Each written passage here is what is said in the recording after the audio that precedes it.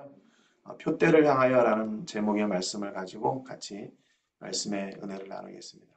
오늘 본문 말씀 보면 우리가 너무나도 잘 아는 말씀이죠. 표대를 향하여 그리스도 예수 안에서 하나님이 위해서 부르신 부름의 상을 위하여 달려가노라. 저는 이거 세 개로 나눠 가지고 이제 우리의 상이 뭔가, 또 무엇을 향해 가야 되나, 또 그 일을 이루기 위해서는 어떻게 해야 되나 이제 하는데, 이제 두 번째 의 말씀인데 표대를 향하여라는 말씀을 좀 같이 나누려고 합니다. 바울은 내가 뭔가 이렇게 목적이 있다고 그랬죠. 그래서 그것을 향해서 내가 가겠다 이렇게 말씀을 했는데요. 세번역 성경에 보면 그리스도 예수 안에서 하나님께서 위로 부르신 그 부르심의 상을 받으려고 목표점을 바라보고 달려가고 있습니다. 이렇게 번역을 했더라고요. 그러니까 목표점, 그것은 이제 골, 또 에스파뇰어로는 이제 메타라고 이렇게 하는데, 우리가 달려가야 될 최종 목적지가 되는 거죠. 그래서 그것을 바라보고 달려간다. 쉬운 성경에 보니까 나는 목적지에 이르렀을 때 상을 받을 것입니다. 그 상은 하나님께서 내게 주시려고 그리스도를 통하여 친히 내리신 것입니다. 결국에는 이 바울은 그 자기의 목표점이 그 상이라고 얘기했어요. 그러니까 세상의 상이 아니라 하나님께서 그리스도 예수 안에서 부르신 그 부름의 상, 그것이 나의 목적이다. 내가 그것을 향하여 달려간다 그랬습니다. 그래서 우리가 2024년 사역할 때 무엇을 향해 가야 되나 하는 것을 이제 같이 나눴었거든요. 그래서 시편 121편 1절에 내가 산을 향하여 눈을 들리라 나의 도움이 어디서 올까 그랬습니다. 산을 향하여 눈을 둔다 그랬죠. 산을 향하는 이유는 거기에 도움이신 하나님이 계시기 때문이라는 겁니다. 그래서 우리가 한 해 동안에도 주의 일을 감당할 때 도움이신 하나님을 향해서 하나님만 바라보고 나아가면서 이 사역을 감당하자 그랬고, 그런 것 같아요. 선교지에 있으면서 우리가 가끔 제일 이렇게 취하기 쉬운 방법이 뭐냐면 사람을 찾는 거거든요. 사람이 더 가까이에 있고 더 쉽게 있으니까. 근데 그보다 먼저 하나님을 찾는 그 하늘을 향하는 그 과정이 먼저 있어야 한다는 것을 잘 알고 있는데, 이게 때로는 이게 잘 안 되는 것 같아요. 막 속이 상하고 막 이러니까 그러니까 쉽게 빨리 이걸 했으면 좋겠다 하는 그런 마음이 들어서 급한 마음 때문에 하나님을 향하여 나가지 못하고 이제 사람을 향하여 갈 때가 자주 있는 것 같습니다. 그래도 이제 2024년 우리가 사역을 할 때 저의 고백입니다. 여전히 하나님을 향해서 도움을 구하고 또 하늘을 향해 나가야겠다는 그런 결단을 합니다. 두 번째는 성전을 향하여, 여전히 교회를 향하여. 열왕기상 8장 30절 잘 아는 것처럼 이제 솔로몬이 성전을 짓고 이제 기도하는 내용인데요. 그 대부분의 내용의 그 기도의 내용의 중심이 뭐냐면 여기를 향해서 기도하면 들어주세요. 그거더라고요. 그 핵심이 그거예요. 그러니까 성전을 중심으로 내가 늘 살겠습니다. 그러니까 하나님은 그 성전을 통해서 우리에게 주시는 복을 허락해 주십시오. 그래서 백성들도 역시 마찬가지로 성전을 통해 주시는 그 복을 누리기를 그렇게 간절히 선포하고 바랐던 거죠. 그래서 주의 종과 주의 백성 이스라엘이 이곳을 향하여 기도할 때 주는 그 간구함을 들으시되 주께서 계신 걸 하늘에서 들으시고 들으시사 사하여 주옵소서. 그러니까 우리가 어디가 복의 출처인가? 교회다. 그 교회는 바로 하나님이 계신 곳. 또 우리의 삶 가운데 내 삶 가운데 하나님이 계시다면 역시 그곳이 축복의 통로라는 사실을 우리가 늘 잊지 말아야겠다 하는 그런 다짐을 늘 해봅니다. 그래서 우리가 어디를 향해 가야 되나? 하나님을 향해, 그리고 성전을 향해. 시편 5편 7절에도 오직 나는 주의 풍성한 사랑을 힘입어 주의 집에 들어가 주를 경외함으로 성전을 향하여 예배하리이다 그랬습니다. 그러니까 여기서도 역시 마찬가지로 그 사랑의 출처, 그 출처가 성전이기에 내가 그 성전을 향해 가서 그 사랑을 누리고 예배하겠습니다 그랬어요. 시편 134편 1절에 보니까 보라 밤에 여호와의 성전에 서 있는 여호와의 모든 종들아 여호와를 송축하라 그랬습니다. 성전에 올라가는 노래가 시편 120편부터 134편까지거든요.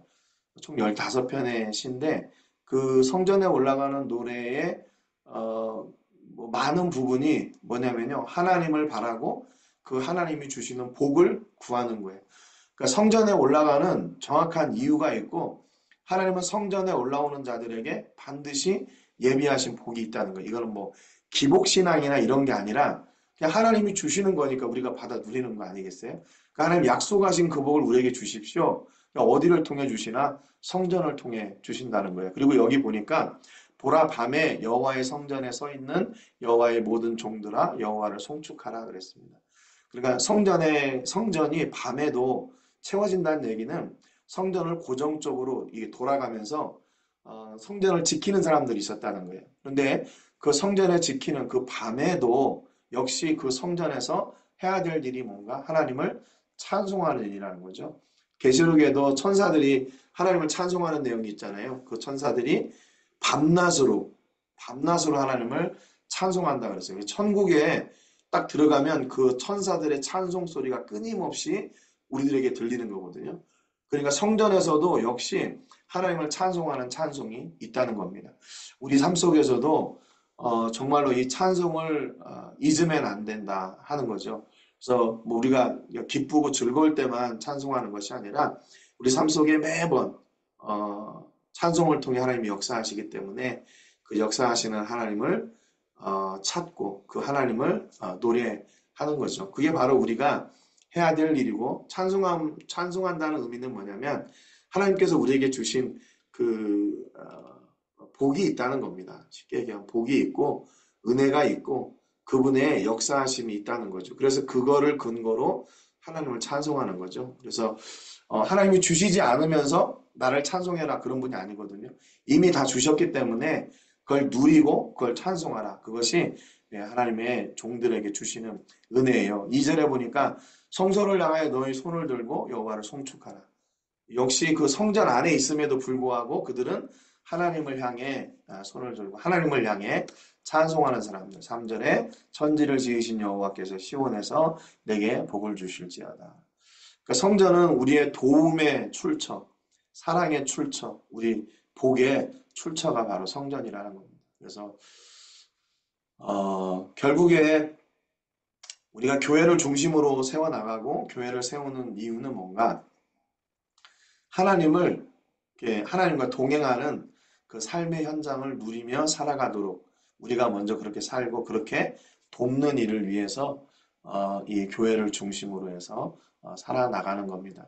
이 현지인들 뭐 사역을 이제 우리 이우승 사님도 해보셨기 때문에 아마 그런 김우승 사님도 해줬기 때문에 그런 경우가 있을 거예요.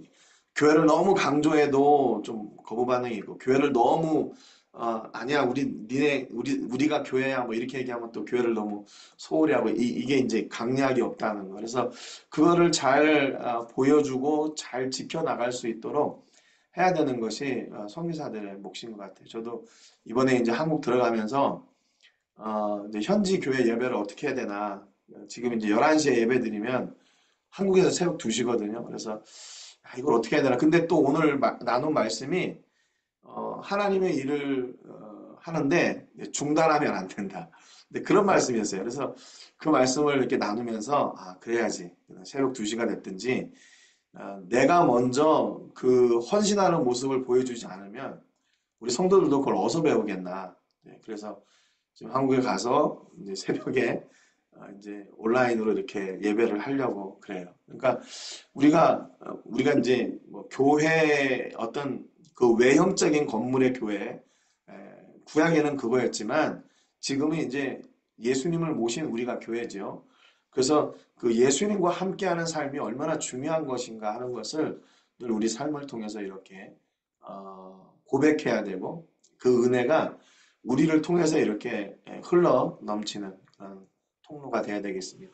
또 우리가 어디를 향해 나가야 되나? 열방을 향해서 이사야 14장 24절에 보니까 만군의 여호와께서 맹세하여 이르시되 내가 생각한 것이 반드시 되며 내가 경영한 것을 반드시 이루리라 그랬습니다. 이 하나님이 생각한 거라는 말은 하나님이 계획하시는 거 그리고 경영하는 거는 하나님이 친히 작정하고 이루어 나가는 그 일을 얘기하는 거거든요. 그러니까 하나님께서 계획하시고 하나님께서 이루시는 일은 반드시 된다는 거예요. 근데 이게 누구를 향한 경영이고 계획이냐면요. 하나님의 백성을 향한 계획이에요. 그 25절에 내가 아수르를 나의 땅에서 파하며 나의 산에서 그것을 짓밟으리니 그때 그의 멍에가 이스라엘에게서 떠나고 그의 짐이 그들의 어깨에서 벗어질 것이라 그랬습니다. 이게 이스라엘을 위하시는 하나님의 사랑의 표현 방법인 거죠. 아수르를 그냥 그들을 파하고 그들을 짓밟는 거예요.